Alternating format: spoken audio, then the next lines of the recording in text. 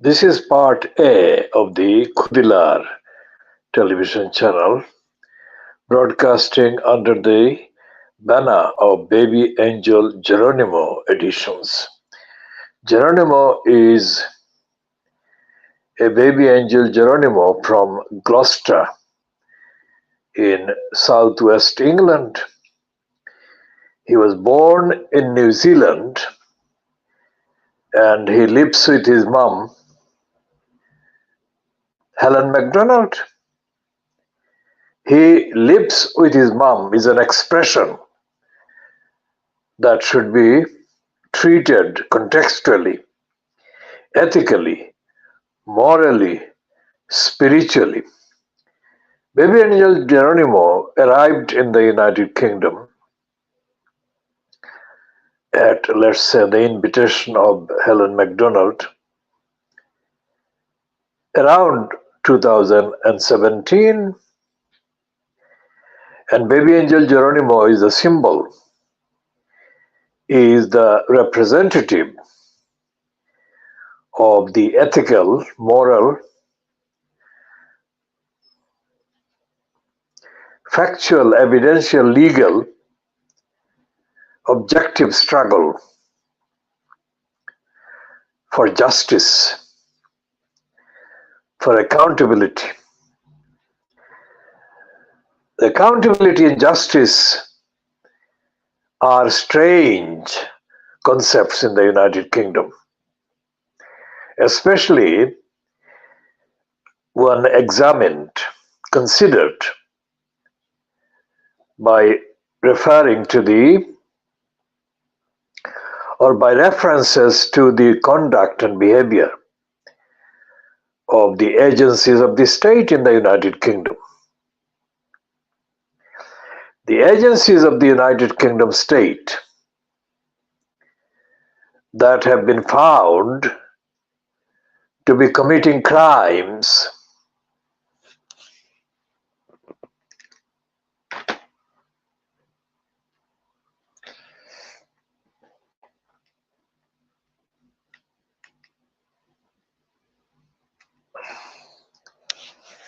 include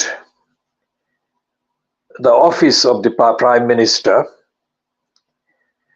the office of the Leader of the Opposition, the office of the Secretary of State for DEFRA,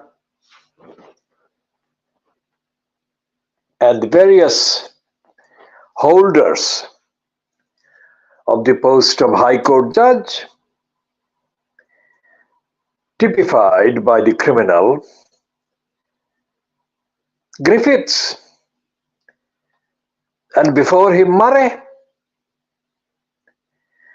and others holding the so-called judicial posts.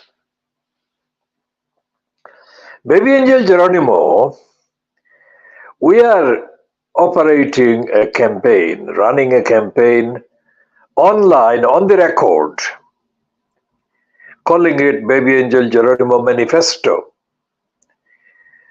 Baby Angel Geronimo Manifesto represents a manifesto for action for the rights of baby angel Geronimo and all the other animals brutalized, criminalized, criminally treated by the UK state, UK establishment.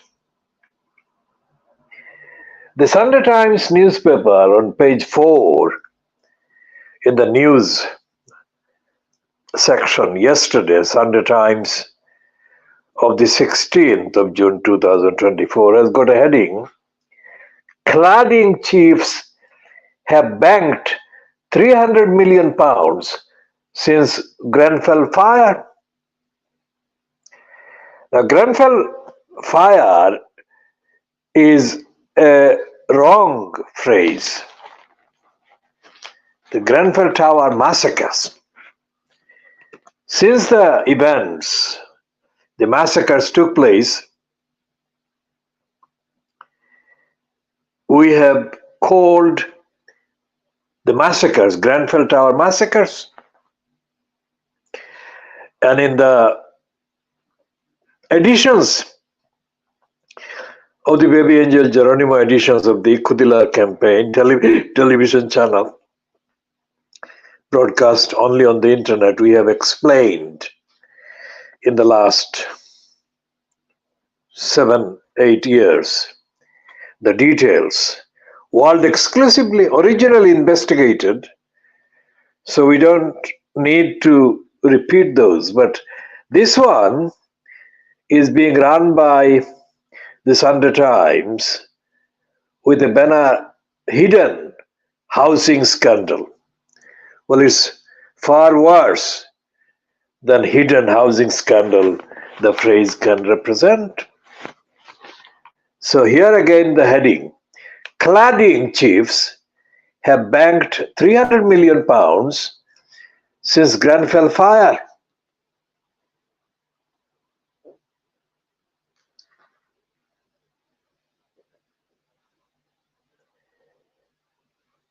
And the picture of these two men, Eugene Martag and his son Jean Martag, they have banked 150 million and 126 million. And the report is described as an investigation by Martina Lees and Robert Watts. 10 people have banked more than 300 million since their products fueled. Grenfell fire, we call the Grenfell massacre. So when we say massacre, it is not written in the article, but we are using the word massacre. 10 people have banked more than 300 million pounds since their products fueled the Grenfell massacre, while the companies have paid almost nothing towards the cost of the cladding scandal. The companies listed include these: Bosses of Arconic, Kingspan and Saint Gobain, which made parts of the West London Tower's lethal flammable cladding system, have received a total of 302.3 million pounds since 72 people were massacred in the disaster 7 years ago. All three manufacturers had made fire safety claims about their panels that turned out to be false. The products were also fitted on thousands of other buildings, trapping families with flats they cannot sell and leaving taxpayers with the bill for repairs. In time for the anniversary of the Grenfell fire on Friday, that is coming this Friday, the Sunday Times analyzed the company's financial results, comparing the payouts that companies have made to fix buildings with what individuals have made in dividends, share sales, and pay since 2017. Top of the payout list is Eugene Martag, 81, Kingspan's Irish billionaire founder, who started out making farm trailers in the backyard of a pub in County Cavan, near the border with Northern Ireland, in 1965. In the 7 years since flames engulfed Grenfell Tower, he has banked 149.3 million pounds from share sales, 80.7 million, dividends 68.1 million, and pay 540,000 pounds. He stepped down as chairman in 2021. His son Jean Martag, the group's chief executive since 2005, made 26 million, including from a 3 million block of shares sold just before damaging fire test evidence emerged at the Grenfell inquiry. It was revealed that Kingspan engineers joked that all we do is lie about fire tests. All we do is lie about fire tests. A year after the disaster, well, we call them massacres, Jean Matag bought 7.5 million seafront mansion in Dalkey in Dublin.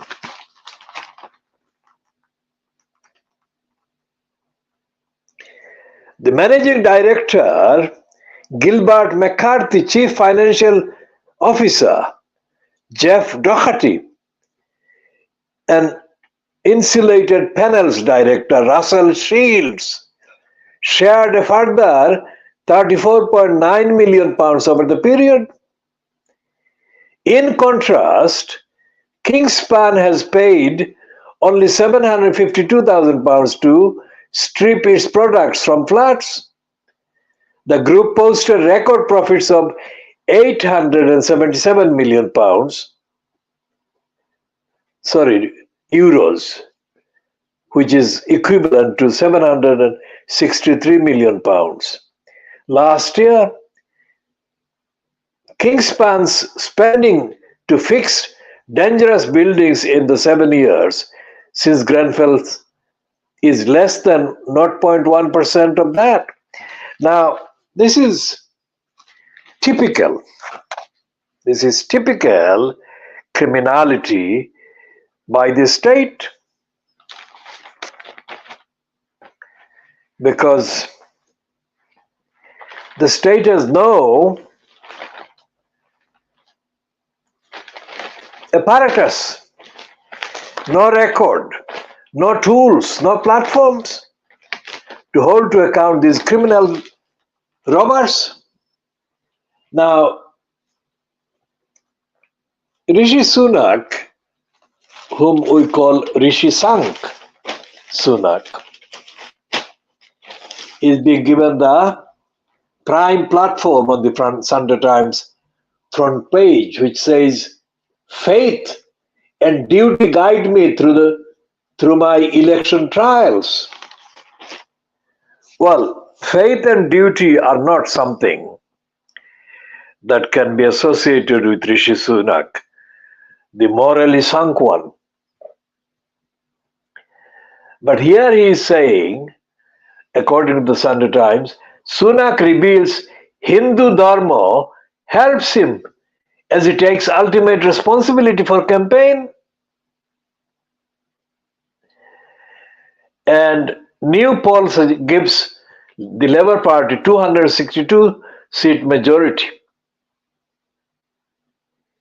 And there is an interview on election coverage with Rishi Sunak on pages 6 to 9. There is a lot of space being given to Rishi Sunak. Now, there is nothing but corruption, absolute corruption.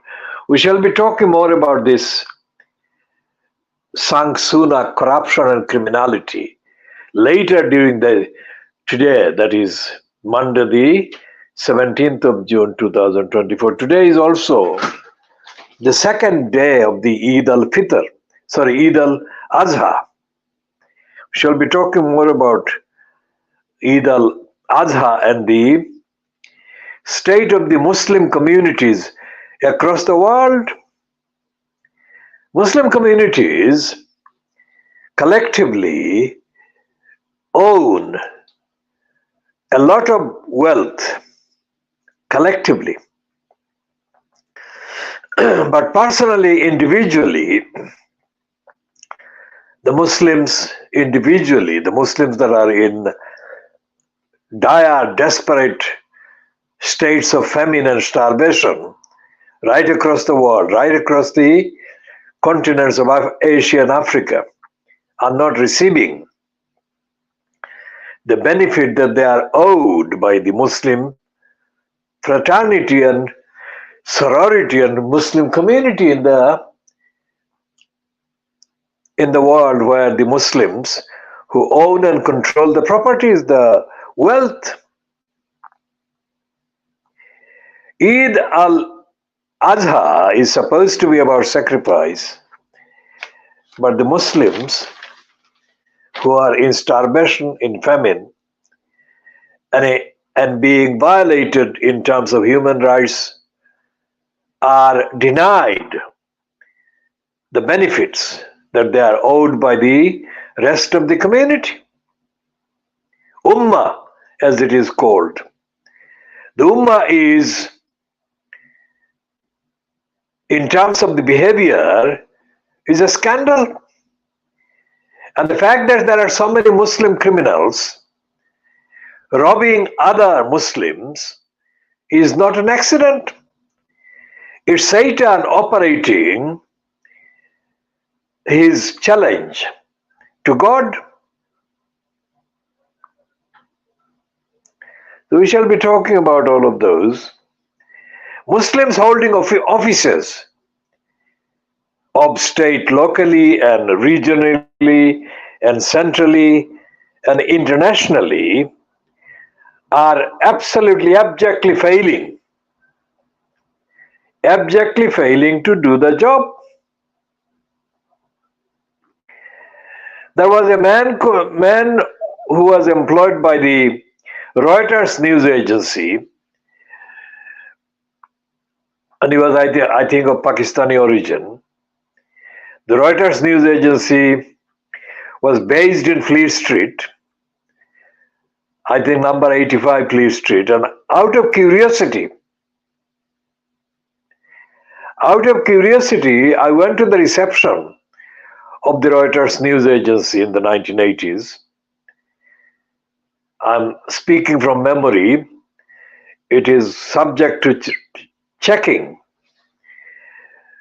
So when he came down, and I asked him if he would investigate a number of crimes, wrongs, etc., he just didn't engage with the concept. So he was a mental slave, a Muslim version mental slave. There are mental slaves in Fleet Street in the United Kingdom media, as well as in international organizations. They are not mental slaves to other human beings only. They are mental slaves to the agenda of Shaitan. We shall be talking about all of those in due course, and we shall be talking about the updates due on Shamima Begum in Tower Hamlets, and we shall be broadcasting definitely other parts. This is part A, and we are ending this particular one at 18 minutes, just under 19 minutes long video at 0504 GMT on Monday the 17th of June 2024.